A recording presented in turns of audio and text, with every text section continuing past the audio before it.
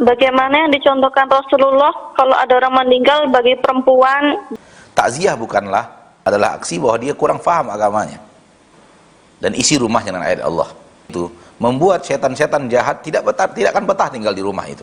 Nah, setan akan berkata kepada teman-temannya, la mabita lakum. Ini bukan tempat tinggal untuk kalian. Maka mereka akan menjauh dari rumah yang ketika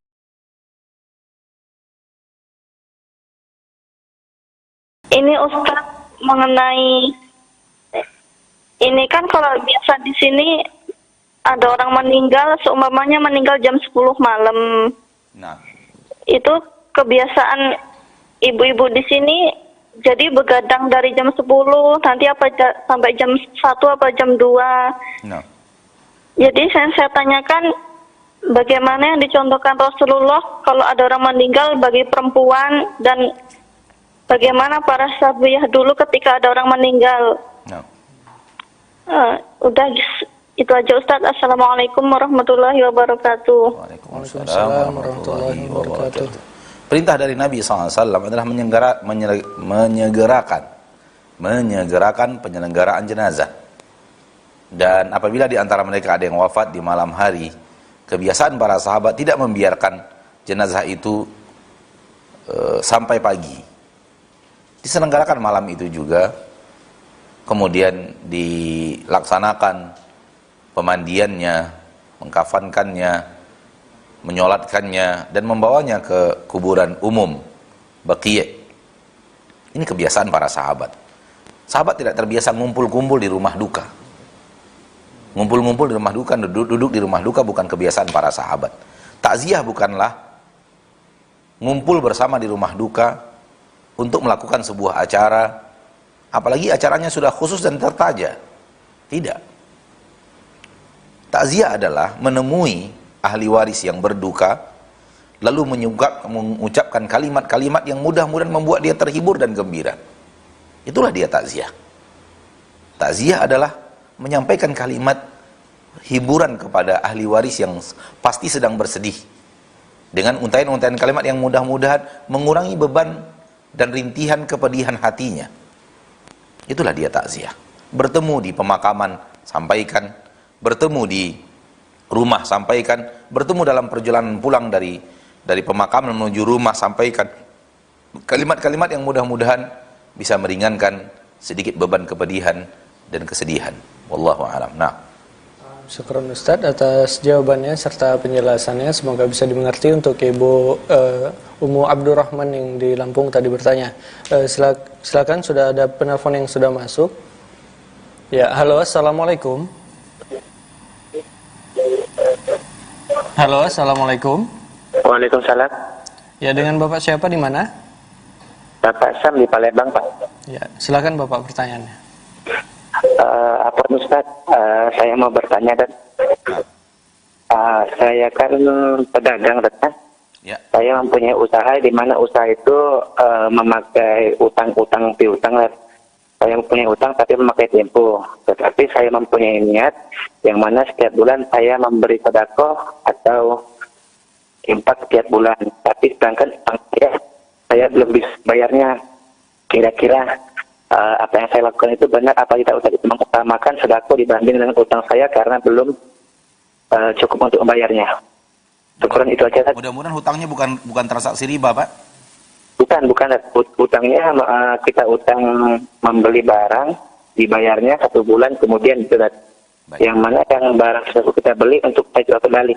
Kita punya usahanya. Baik. Kita syukuran dan jazakumullahu khairan. Assalamualaikum warahmatullahi wabarakatuh. Waalaikumsalam warahmatullahi wabarakatuh. Mendahulukan yang wajib daripada yang sunnat adalah aksi orang yang mengerti agama. Sementara sebaliknya mendahulukan yang sunnat dibandingkan yang wajib adalah aksi bahwa dia kurang faham agamanya. Tidak mungkin aksi yang sunnat lebih didahulukan dan diutamakan dibanding amalan yang sifatnya hukumnya adalah wajib. Membayar hutang, apalagi sudah jatuh tempo, hukumnya wajib. Mengundur-ngundurnya, padahal kita mampu membayarnya, adalah kezaliman, alias haram. Matlul ghaniyyi zulmun. Matlul ghaniyyi zulmun. Kata Nabi SAW, Orang yang mampu membayar hutang, lalu dia undur-undur pembayaran hutangnya, adalah kezaliman. Oleh karenanya, maka dahulukan yang diwajibkan Allah Tabaraka wa Ta'ala, Rabbul Izzati wal Jalalah.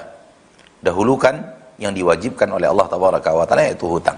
Adapun infak dan sedekah, dia adalah sesuatu yang sifatnya tidak wajib, ya, maka diakhirkan setelah kewajiban pembayaran hutang.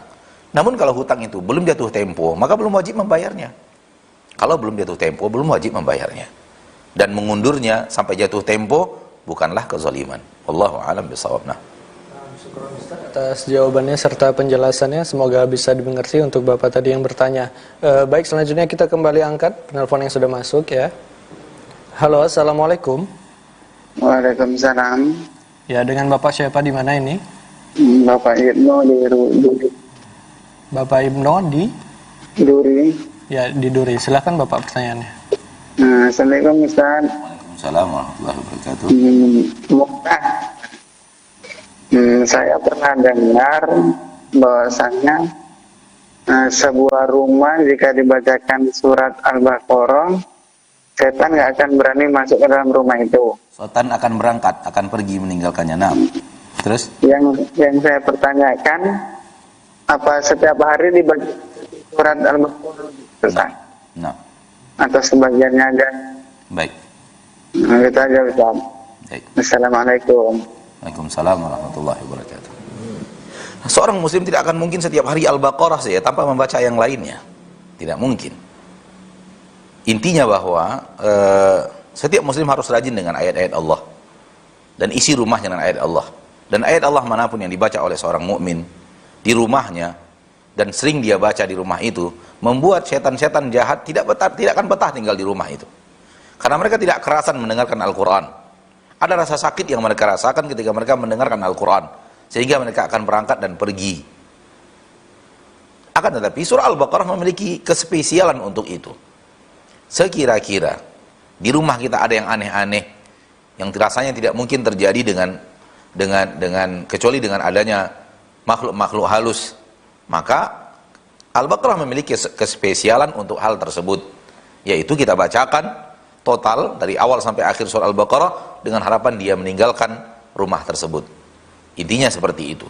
Kalau antum katakan apakah setiap hari, artinya setiap hari kita baca Al-Baqarah saja, belum tamat, besok Al-Baqarah lagi, Al-Baqarah, kapan kita ke Ali Imran-nya, kapan kita ke An-Nisa-nya, kapan kita ke Al-Maidah-nya, kapan kita kemudian ke Al-An'am dan kemudian ke Al-A'raf dan seterusnya, Al-Anfal, At-Taubah dan seterusnya, nggak mungkin. Tiap hari kita baca Al-Baqarah terus, padahal diperintahkan Allah membacanya dari awal sampai akhir untuk dikhotamkan.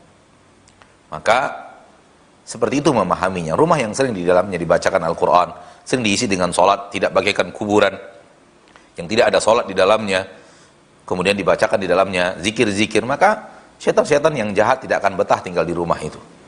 Dan kemudian ketika masuk rumah, bacalah bismillah. Ketika menutup pintu, bacalah bismillah.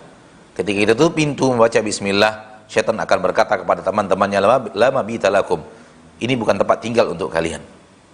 Maka mereka akan menjauh dari rumah yang ketika rumah itu pintunya ditutup dengan baca bismillah. Wallahu ta'ala ala wa alam bis-shawab.